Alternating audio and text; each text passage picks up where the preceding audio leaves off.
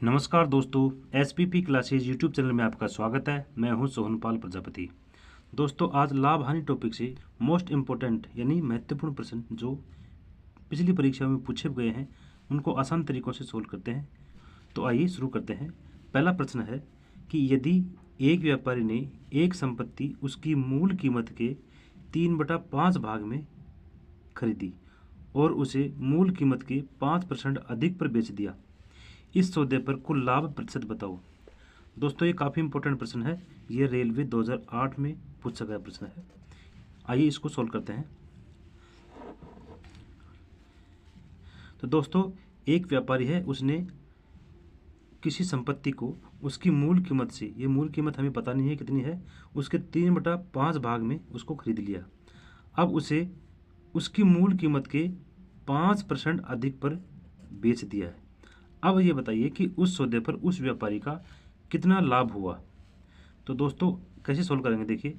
अब हमें इस संपत्ति की मूल कीमत हमें पता नहीं है, तो हम क्या करते हैं, उस मूल कीमत को एक बार 100 रुपये मान लेते हैं कि माना उस संपत्ति की मूल कीमत कितनी है। उस मूल कीमत को हम एक बार 100 रुपये मान लेते हैं, क्योंकि 100 रुपये मानने से उस व्यापारी ने उसे कितने में खरीदा वो भी हमें पता लग जाएगा और उसको कितने में बेचा ये भी हमें पता लग जाएगा। देखिए, उसकी कीमत अगर 100 रुपये है तो लिखा हुआ कि उसकी मूल कीमत के 3/5 भाग में उसे खरीदी। अब 3/5 क्या होगा इसका, 100 रुपये का 3/5 होगा 100 रुपये गुणा इसका 3/5। तो इसकी खरीदी हुई कीमत क्या होगी, इसको काट के सोल्व करेंगे। ये होगा 20×5 100, तो ये होगा 20×3 60 रुपये। उस व्यापारी ने उसको 3/5 भाग में यानी 60 रुपये में उस संपत्ति को खरीद लिया। अब ये कह रहा है कि उसकी मूल कीमत के 5% अधिक पर बेच दिया। इसी मूल कीमत का 5% निकाल के देखेंगे तो इसका जो विक्रय मूल्य होगा, उसने क्या किया, 5%। 100 रुपये में खरीदी है तो 5% होगा 105, तो उसका विक्रय मूल्य होगा 105 रुपये। तो दोस्तों, उस व्यापारी ने उसे 60 रुपये में तो खरीदा और 105 रुपये में उसको बेच दिया। अब ये कह रहा है कि इस सौदे में उसका कुल लाभ प्रतिशत बताओ। यानी कुल लाभ प्रतिशत निकालने का फॉर्मूला हमने सीखा है। पिछली वीडियो में मैंने बताया था कि लाभ प्रतिशत कैसे निकालते हैं। लाभ प्रतिशत निकालने का फॉर्मूला है लाभ प्रतिशत बराबर लाभ बटा क्रय मूल्य, लाभ बटा क्रय मूल्य गुणा में 100। यह है लाभ प्रतिशत निकालने का फॉर्मूला।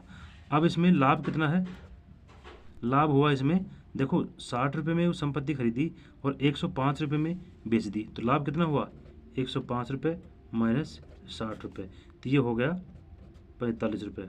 ये हो गया उसका लाभ।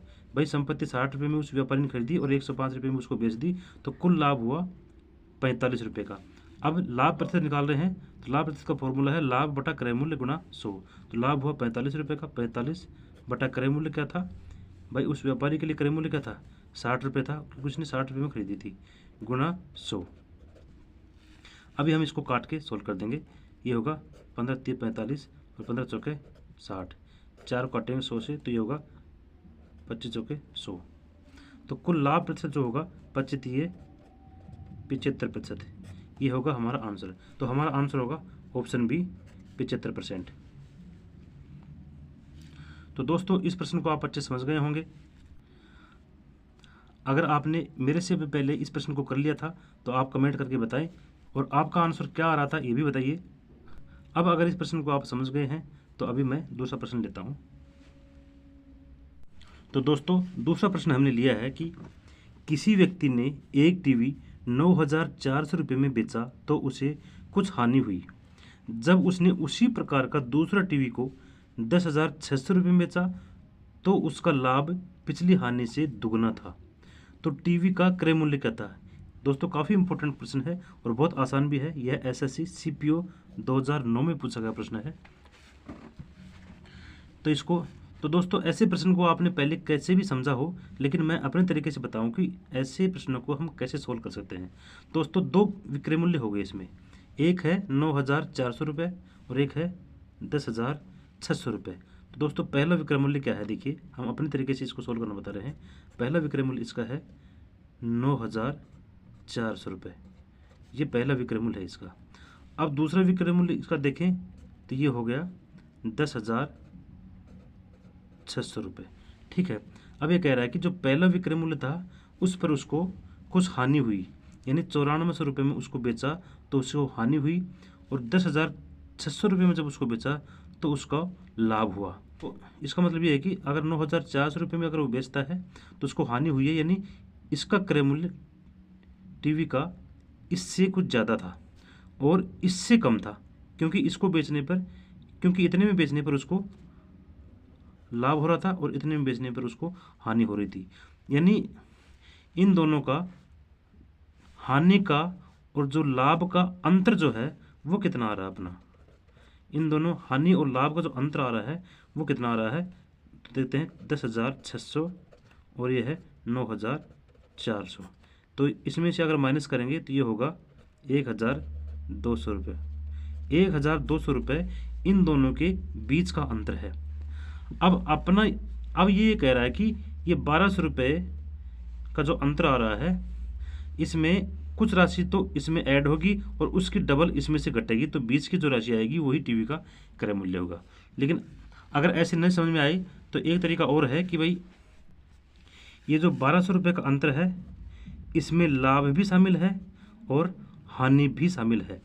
जितनी हानि शामिल है उसका डबल लाभ शामिल है।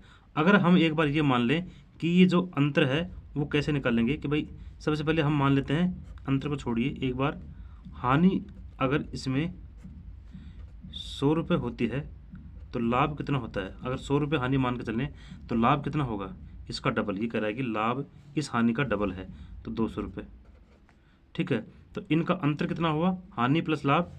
जैसे हानि और लाभ को जोड़ेंगे तो अंतर आ गया ना, तो अंतर हो गया इनका, अंतर होया 300 रुपये।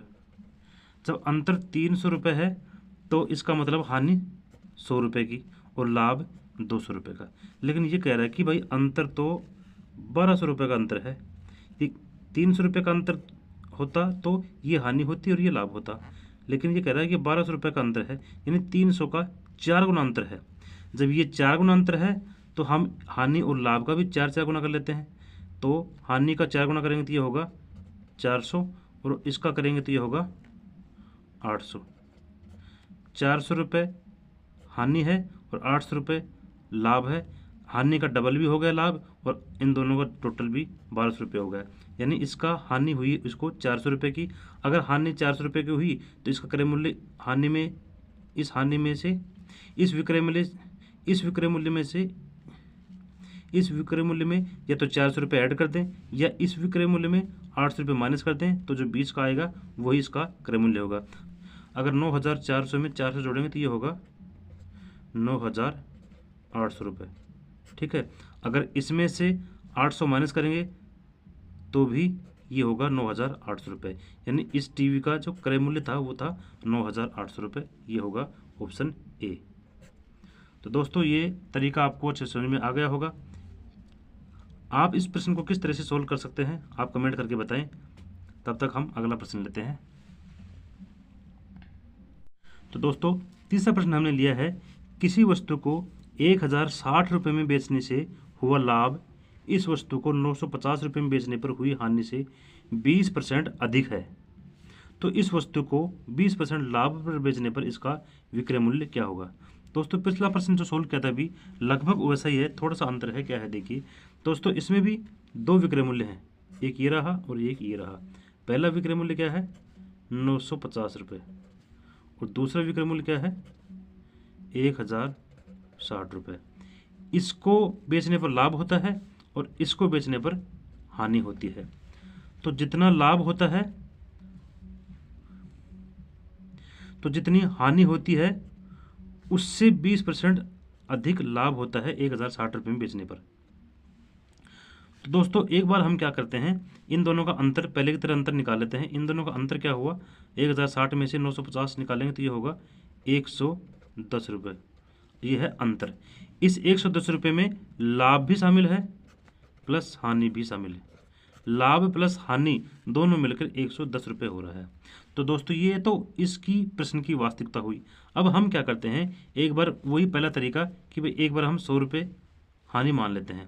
भाई हानि अगर 100 रुपये हुई, क्योंकि 100 रुपये को बेस मानने से प्रश्न आसान हो जाता है। अगर 100 रुपये हानि हुई तो लाभ कितना हुआ, ये कह रहा है कि लाभ उससे 20% अधिक होता है, तो इसका 20% अधिक निकालेंगे तो ये 120 रुपये हुआ, तो लाभ हुआ 120 रुपये। हानि हुई 100 रुपये की, लाभ हुआ 120 रुपये का, तो टोटल कितना आया 220 रुपये। ये रहा टोटल 220 रुपये। 220 रुपये क्या है, लाभ प्लस हानि, और अपना जो लाभ प्लस हानि आ रहा था वो 110 रुपये। अपना जो 100 रुपये मानने से 220 रुपये आ रहा है, ये वास्तव में है 110 रुपये, यानी इसका आधा किया। 220 रुपये का आधा किया तो 110 रुपये आया। अगर 200 रुपये का इसने आधा कर दिया है तो हम भी इन दोनों का आधा कर देंगे। अगर 100 का आधा करेंगे तो ये होगा 50, और 120 का आधा करेंगे तो ये होगा 60। तो दोस्तों ये होगा 50 रुपये हानि है और 60 रुपये लाभ है। तो या तो 50 रुपये इसमें जोड़ दीजिए या 60 रुपये इसमें से घटा दीजिए। जो हानि वाले में से अगर हानि का जोड़ेंगे तो ये होगा 1000 रुपये, और इसमें से घटाएंगे तो भी ये होगा 1000 रुपये। तो 1000 रुपये है इसका क्रय मूल्य। तो उस वस्तु का क्रय मूल्य हुआ 1000 रुपये। अब ये कह रहा है कि इस वस्तु को 20% लाभ पर बेचने पर इसका विक्रय मूल्य क्या होगा। जब क्रय मूल्य 1000 रुपये है तो लाभ कितना दिखा रहा है, इसको 20% लाभ पर हमें बेचना है। 1000 रुपये में खरीद करके 20% लाभ पर बेचेंगे तो विक्रय मूल्य क्या होगा, इसका 120, इसका 20% जोड़ देंगे इसमें तो ये होगा 120 रुपया बटा 100 गुणा 1000, ये होगा इसका विक्रय मूल्य। तो 2 जीरो कट करेंगे तो ये होगा 1200 रुपये। अगर 1000 रुपये में खरीदेंगे तो 20% लाभ पर बेचने के लिए उसको 1200 रुपये में बेचने पड़ेंगे, 1200 रुपये में बेचना पड़ेगा। तो इसमें 1200 रुपये किसी भी ऑप्शन में नहीं है, तो इसका ऑप्शन होगा ऑप्शन डी, इनमें से कोई नहीं। तो दोस्तों बैंक वाले सवालों में इनमें से कोई नहीं का भी एक ऑप्शन आता है, तो ये प्रश्न, तो ये भी किसी प्रश्न का आंसर हो सकता है। तो अगर कोई भी आंसर मैच नहीं खाता है तो ये भी आप आंसर दे सकते हैं। तो आशा करता हूं दोस्तों इस प्रश्न को भी आप समझ गए होंगे। अभी दूसरा प्रश्न लेते हैं। इन किसी भी प्रश्न में कोई भी क्वेरी अगर आपको हो तो आप कमेंट करके बताएं, आपका रिप्लाई जरूर किया जाएगा। अभी हम दूसरा प्रश्न सोल्व करते हैं। तो दोस्तों नेक्स्ट प्रश्न हमने लिया है कि एक व्यक्ति ने 2 वस्तुओं में से प्रत्येक को 4000 रुपये में बेचा तथा सौदे में उसे न कोई लाभ रहा न हानि। यदि उसने एक वस्तु को 25% लाभ पर बेचा हो तो दूसरी वस्तु को कितनी हानि पर बेचा। तो दोस्तों ये प्रश्न काफ़ी इंपॉर्टेंट प्रश्न है और ये कंफ्यूज करने वाला प्रश्न है, और एसएससी 2009 में पूछा गया है। कई बार हम क्या करते हैं कि इसमें लिखा हुआ है कि उस पूरे सौदे में उसे ना तो लाभ रहा ना हानि। अगर एक पर 25% लाभ रहा तो हम क्या करते हैं, लिख देते हैं कि भाई दूसरे में भी 25% हानि हो गई, क्योंकि 25% लाभ और 25% हानि बराबर। तो ये तरीका गलत है। ऐसे अगर सोल्व करेंगे प्रश्न तो हमेशा गलत ही आंसर होगा उसका। तो इस प्रश्न को हम कैसे सोल्व करेंगे, देखिए ये कह रहा है कि 2 वस्तु में से प्रत्येक को 4000 रुपये में बेचा। भाई वस्तु का विक्रय मूल्य तो इसने दे दिया, विक्रय मूल्य इसने दे दिया कितना, 4000 रुपये।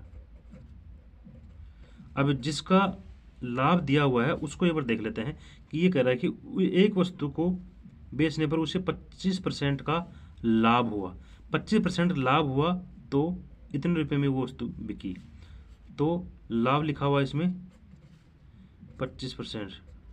तो क्रय मूल्य क्या होगा, अभी निकाला था, क्रय मूल्य क्या होगा 100 बटा 100 प्लस लाभ है, ये फॉर्मूला है। तो 100 प्लस लाभ, 100 रुपये प्लस लाभ है 25%, तो होगा 125 गुना वास्तव में विक्रय मूल्य कितना है 4000। तो इसको कैसे सोल्व करेंगे, 25 चौके 100 और 25 पंजे 125, 5 एकम 5, 5 अट्ठे 40, तो ये होगा 8 चौके 32, 3200 रुपये। 3200 रुपये है उसका क्रय मूल्य पहली वस्तु का जिसको 4,000 रुपये में बेचने पर उसको 25% का लाभ हुआ। यानी एक वस्तु है जिसको 3200 रुपये में उसने खरीदा और 4,000 रुपये में बेचा 25% लाभ कमाने के लिए। अब भाई 4,000 रुपये में बेचा तो इसका मतलब उसको 800 रुपये का इसमें मुनाफा हुआ, फायदा हुआ। यानी जब पहली वस्तु को बेचने पर उसको 800 रुपये का फायदा हुआ तो दूसरी वस्तु को बेचने पर उसको हानि भी 800 रुपये की होगी, क्योंकि तभी तो पूरे सौदे में उसको ना लाभ रहेगा ना हानि रहेगी। जब हानि इसने दी हुई है 800 रुपये, विक्रय मूल्य इसने दिया हुआ है 4,000 रुपये, तो क्रय मूल्य आ जाएगा अपने पास। भाई 4,000 रुपये में उसको बेचा तो हानि करके बेचा, तो इसका मतलब उसको 800 रुपये ज़्यादा में उसने खरीदा, तो ये होगा क्रय मूल्य इसका 4,800 रुपये। ठीक है। अब ये कह रहा है कि उसको कितनी हानि हुई, हानि परसेंट दी हुई है ऑप्शन में। तो हानि परसेंट का फॉर्मूला आपको आता ही है कि हानि बटा क्रय मूल्य गुणा में 100। तो हानि कितनी है 800 रुपये की, 800 रुपये बटा क्रय मूल्य कितना है 4800 रुपये और गुणा में 100। तो इसको काट के सोल्व करेंगे, 2 जीरो 2 जीरो करेंगे, 8 से 48। अगर 100 में 6 का भाग देंगे तो ये होगा 16 2/3%। ये होगा हमारा आंसर ऑप्शन बी। तो दोस्तों अगर हम 25% आंसर कर देते तो ये हमारा आंसर गलत होता। तो ऐसे कंफ्यूज करने वाले प्रश्न भी काफ़ी बार पूछे जाते हैं, तो इनसे कंफ्यूज ना होकर के हम प्रॉपर तरीके से इनको सोल्व करेंगे तो हमारा आंसर कभी गलत नहीं होगा। तो दोस्तों आशा करता हूँ इस वीडियो के सभी प्रश्न आपको आसानी से समझ में आ गए होंगे। फिर भी किसी प्रकार कोई क्वेरी हो तो आप कमेंट करके बताएं। अगर वीडियो अच्छी लगी हो तो वीडियो को लाइक करके चैनल को सब्सक्राइब करें। Thank you.